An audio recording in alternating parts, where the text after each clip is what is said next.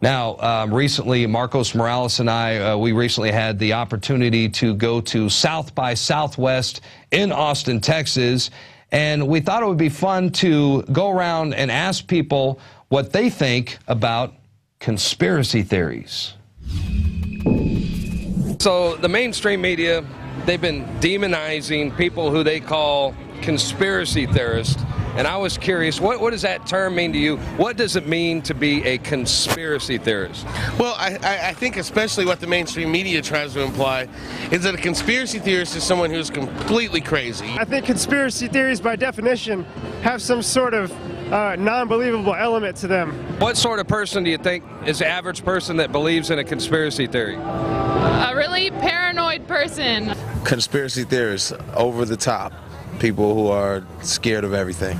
I think in general, those theories have to stem from some amount of truth, but perspective is multifaceted, so. When you look at a perspective issue or you're looking at conspiracy theorist issues, the fact that the media and the whole, as a whole, society as a whole these days is trying to make people understand that anything that's concrete evidence against the government entity is conspiracy immediately. They created the idea that it's a conspiracy, first of all, is either non-existent or it's a theory, or it's a theory, like it's only a theory, that kind of like the diminution of science, basically, by saying it's a theory, and then a theory is just like something you can disregard. I think they're trying to make it look more ridiculous whenever it's really true. They're trying to make it seem like it's stupid whenever they're just really trying to cover it up. I hate the term conspiracy theories, although it's actually it's an accurate moniker because people do conspire in order to do various things. Some of them good, some of them bad. The two of you and I could conspire to feed a homeless person. Sometimes people conspire to pull off false flag terror events. I mean, you know, it goes both ways. I definitely think there's probably some truth to a lot of conspiracy theories. Do you think the media uses that phrase, conspiracy theory, as a, you know, kind of a way to demonize people and make them look silly? Absolutely, I think so. I think they don't want anybody to think differently than what they're telling people. I mean, conspiracy theories are things that the government doesn't want us to know about. It's like, it's hard to know which ones are true. They don't tell us anything that's true, so like how are we supposed to know? It's become a means of identifying someone that is a danger to the establishment, like Alex Jones is. Somebody that's a danger to the establishment, and identifying them, and then making sure that they don't have an effect, basically. To me personally, a conspiracy theorist is a person who, like, you know, looks at everything and comes up with other plausible theories for reasonable things.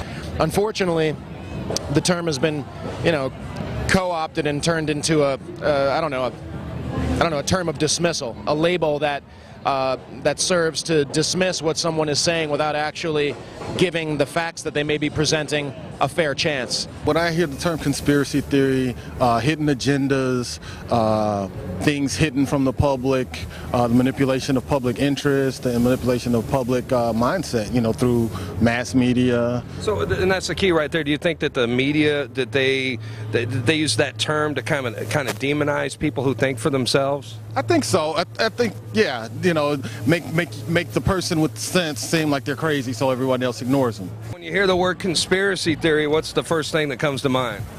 Truth. I personally believe in conspiracy theories myself. I absolutely believe in the chemtrails.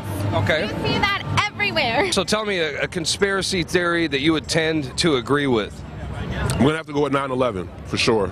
All right, you think that perhaps the government had something to do with that? Indeed. I mean, there's a little bit too much going on. I don't think we got enough info. A lot of things that really just don't match up or add up, so I'm definitely going with that one. You know, let's say somebody thinks the government was behind 9/11. Maybe it's because they hate the government, you know? If you actually look at the basic physics, it looked like the buildings wouldn't fall the way they did. It's hard to believe that the government's solely behind it. Maybe they might have had some cues that they didn't act on, whatever. What about the capture of Osama bin Laden? I don't know. I mean, he's the Bigfoot of terrorists, right. You know, and they didn't take a picture of him, and they dumped his body in the ocean. Isn't that a little suspicious? You know, everything's suspicious nowadays. It's hard to believe damn near anything they tell us. You just kind of, like they say, believe half of what you hear, none of what you see. They need to step outside of the box, get your mind outside of the matrix, you know, and keep your eyes open, man. There's a lot of stuff going on that y'all don't know about.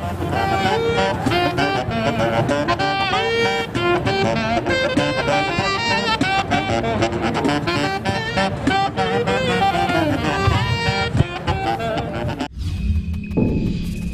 And you know, it's always refreshing to get out there and talk to people who aren't stuck in the matrix. You can see by that clip right there, there's a lot of young people out there who are open-minded, truthers, and are awake.